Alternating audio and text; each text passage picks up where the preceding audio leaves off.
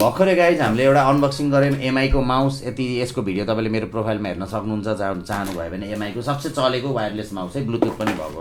So next product छ, यो छ PS3 कन्ट्रोलर है त। PS3 कन्ट्रोलर यो त तपाईँको प्रपर प्याकेजिङमा पनि आएको छैन है, भन्नाले तपाईँको सिधै PS3 कन्ट्रोलर बाहिरै फिल भइरहेछ। हाई कपी हो अफकोर्स, यो ओरिजिनल हो भन्नै मिल्दैन, बट एटलिस्ट डब्बा सब्बामा त पठाउनु पर्ने थियो सेलरले है। यो चाहिँ आई डोन्ट रिमेम्बर कतिमा किने, 1500 को आसपासमा जान्छ यो, अराउन्ड 1500 2000 मा बेचिरहेको हुन्छन्।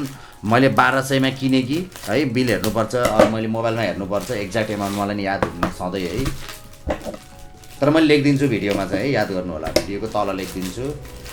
सो बिल छ यसमा है, तर यसमा बिलमा भएको प्राइस र दराजले डिस्काउन्ट भएको प्राइस चाहिँ अरू फरक हुन्छ। बिलको प्राइसमा 1400 छ भने मलाई बेला 1200 पर्यो है अराउन्ड, किन 200 रुपियाँ दराजबाट नि अफ भयो होला। So it's pretty generic. तपाईँको वेट छ यार, चाहे कपी भए पनि it has some weight to it है। भनेपछि भाइब्रेसन मोटर दुईतिर छ कि नै चेक गर्ने मेथड यस्तो कुनै पनि कन्ट्रोलरमा है, चाइनिज कन्ट्रोलरमा यो गर्दा तपाईँको ब्यालेन्स भयो भने जस्तै ब्यालेन्स भयो नि त एक्चुअली है, भने दुईतिरै मोटर छ, एकतिर ढल्कियो भने एउटा मात्र मोटर छ है त। अनि एकतिर भारी नै हुन्छ, किनभने एकतिरको मोटरमा बढी 4वटा पाता हुन्छ, एकतिरमा 2टा पाता हुन्छ है त भित्र खोलेर हेर्दा। सो यस प्रकारको छ। कस्तो कपी बनाइदिएको यार, हाई कपी छ यार यो त।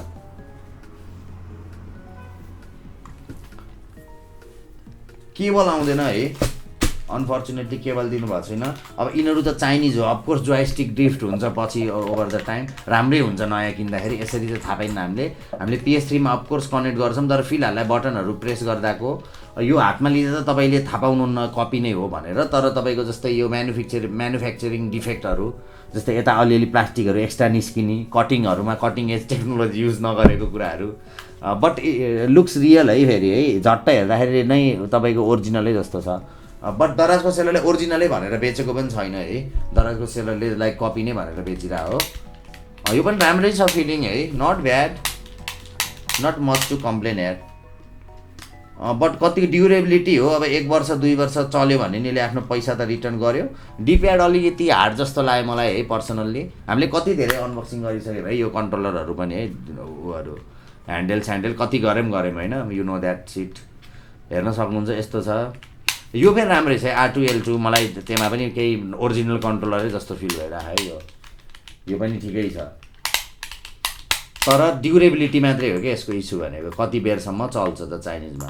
R3L3 पनि दुइटै ठिकै छ, R3L3 स्टार्ट सेलेक्ट पनि ठिकै छ। बटन अलि सफ्ट छ ओरिजिनल भन्दा, अलि सफ्ट छ यो ओरिजिनल भन्दा। अनि तपाईँको यस्तो प्रिन्ट चाहिँ ठिक छ, तर हल्का एलाइन चाहिँ भएको छैन कि, यो जुन स्पेसमा एलाइन भएको छैन कि हो। यस्तो म्यानुफ्याक्चरिङ डिफेक्ट सोनीकोमा हुँदैन, त्यसरी तपाईँले हाई कपी थाहा पाउन सक्नुहुन्छ है। अनि अर्को कुरा, तपाईँको कटिङ एज टेक्नोलोजी नभएपछि तपाईँको यता निक्लेको ब्लिड भएको उहरू है। अनि फन्ट, सोनीको फन्ट अलि मोटो छ, हेर्न सक्नुहुन्छ अलि मोटो छ, यतिको मोटो युज गर्दैन सोनीले फन्ट। यदि तपाईँ सोनीको ब्रान्डहरू थाहा पाउनुहुन्छ भने चाहिँ युज थाहा पाउन सक्नुहुन्छ है। जस्तै यो यसमा हेर्नु मोटो छैन है, जस्तै यसैमा हेर्नु यहीँ पनि PS भिटा एउटा भट्किरहेको रहेछ, देखाइदिन्छु। सोनीको फन्ट यसमा र यसमा चेक गर्नु फरक छ है, मोटो छ यसमा अलिकति। त्यो चाहिँ त्यो तपाईँको त्यहाँ कपी गर्नेले पनि नकल के लिए भी अकल की जरुरत होती है भन्छ, हो त्यस्तै नै तपाईँको यो मोटो अलिकति मोटो फन्ट युज गरेको छ है। अनि यो चाहिँ एकदम आई टु डिटेलले मात्र, म तपाईँको सोनीको धेरै प्रडक्टहरूबाट गुज्रेको भएर चाहिँ मलाई थाहा भएको, नत्र मलाई पनि थाहा हुँदैन अरू ब्रान्डको चाहिँ। फेरि म सोनीको चाहिँ अलिकति धेरै युज गर्ने, सबै ह्यान्डलहरू मसँग एभ्री लाइनअप भएको भएर मात्रै सोनीको चाहिँ मैले छुट्याइदिन्छु एट अ ग्लान्स है। यही हो, मैले रिकमेन्ड गर्छु यसलाई अफकोर्स है। 1500 मुनि पाउनुहुन्छ भने लिनु, 1000 मा पाउनुहुन्छ भने झन् राम्रो। बट यसको म्यानुफ्याक्चरिङ प्राइस 500-600 नै हो होइन। तपाईँको यहाँसम्म ल्याउँदा ओर्दा अब सेलरले अलिकति नाफा राख्न पर्यो, दराजको कमिसन गर्दाखेरि मलाई पर्दा 1200 पर्यो। तर जेनरली 1500 देखि 2000 मा बिक्छ है यो, आई मिन सेलमा हुन्छ। तर प्याकेज स्याकेज केही छैन, सिधै तपाईँको फर्मेलिटीवाला रबर ब्यान्ड, अनि उसमा चाहिँ छ प्रोटेक्सन छैन, त्यसले जोयस्टिक ड्रिफ्ट कज गर्न सक्छ क्या, त्यत्रो दूरीबाट आउँछ नि त यो है। अनि फ्रेजाइल पनि लेखेको छैन नि त प्याकेजमा।